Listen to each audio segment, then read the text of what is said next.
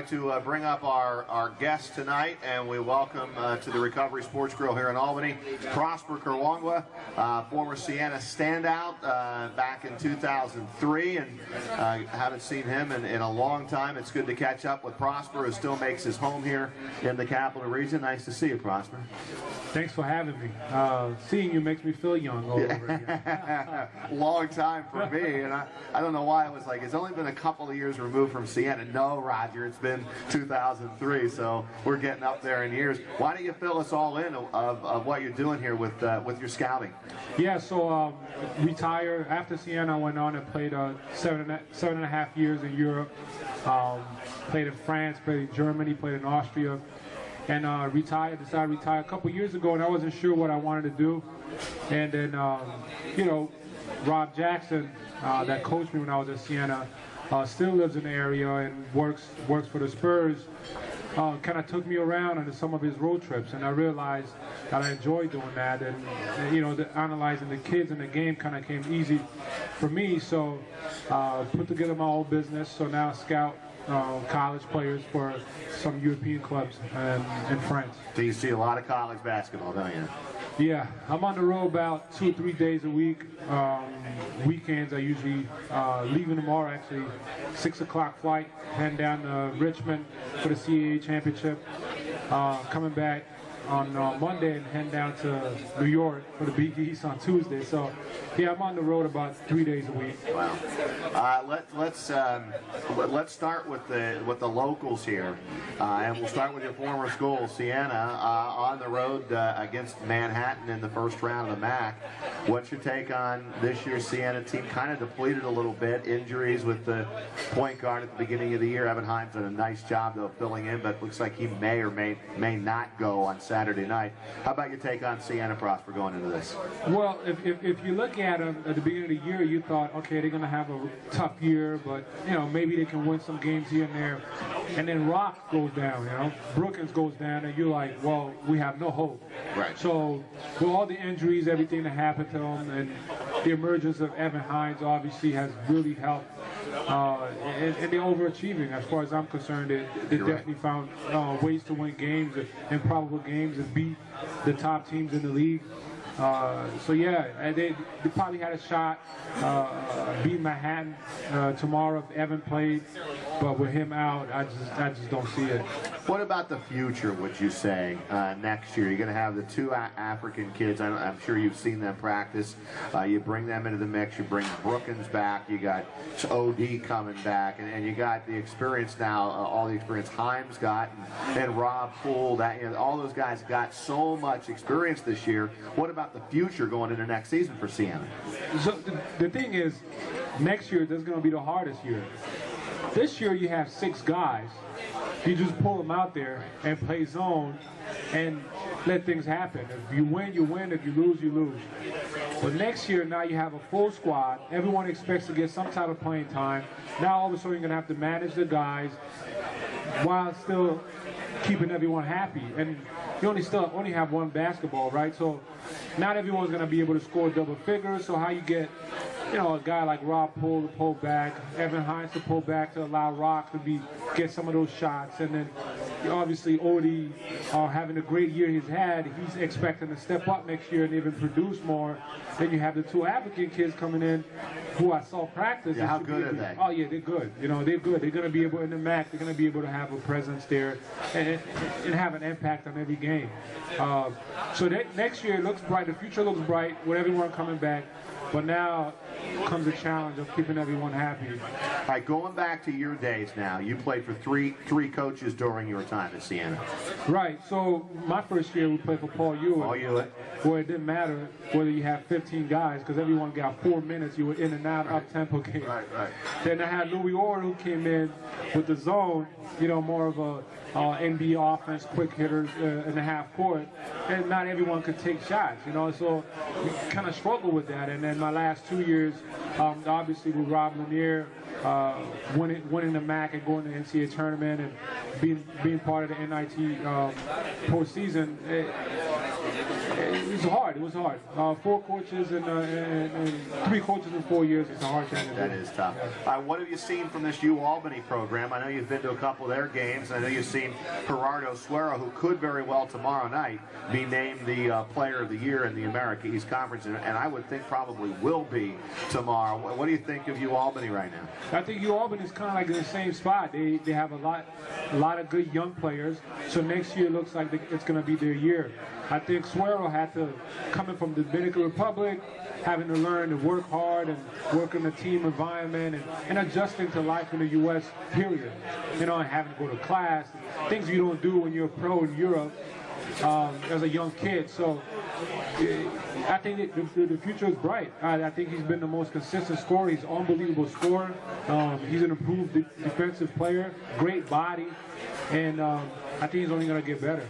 All right, how about the Big East now? Obviously in this area, a lot of Syracuse alums around here, and they've won the one national championship when Melo went through in the, 2000 or 2002.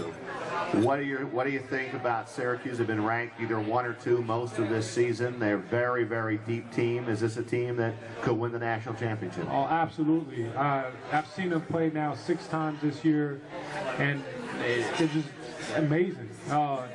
One of the games I saw a couple weeks ago, they played UConn at the Dome, and for the better part of the game, it was really a 2-4 point game, a really close game, and at the 4-minute mark, for 2 minutes, they just went on a run and just beat them by 20. So there's not too many teams that have that kind of explosive scoring ability. And like you said, they are so deep. I mean, they have probably their best pro prospect coming off the bench and Dion Waiters.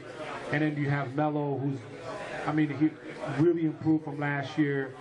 Chris Joseph, who's improved jump shot now, that he's more consistent with it. I think him getting hurt, having a knee problem actually helped him in the long run. He developed more efficiency in his scoring. And you can go down the line, you know, Scoop Jardine, Brandon Trish. And they're all good. And they're all good. It's like, you know, they've got depth and it's good depth, you know? Yeah. And the one thing Jim has done, I think, you know, to his credit, he's managed that team. He's managed the egos. He's managed all those guys, everybody accepting their role. And I hope they win it. You know, I hope they win it because of everything that happened down there all year and those kids being able to stay focused on basketball and produce and play the way they have.